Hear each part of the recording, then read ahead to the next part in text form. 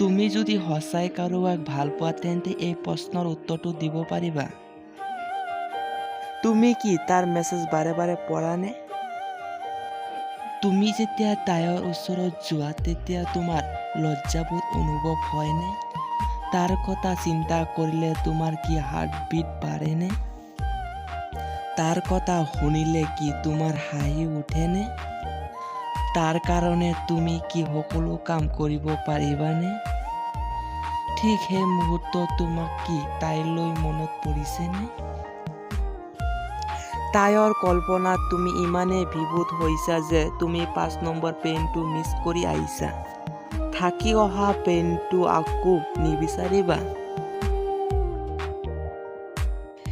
যি কথা তুমি তাইৰ সন্মুখত ক'ব নোৱাৰা সেই কথাটো তুমি কমেণ্টত লিখি দিয়া। আৰু ভাল পোৱা ব্যক্তিজনক সদায় এনেকৈ ভাল পাই থাকিব, অলপো ভাল পোৱা কমিব নিদিবা।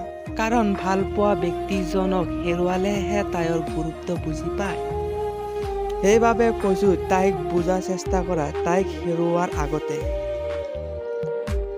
ভাল লাগিলে লাইক, শ্বেয়াৰ আৰু কমেণ্ট কৰিব নাপাহৰিব।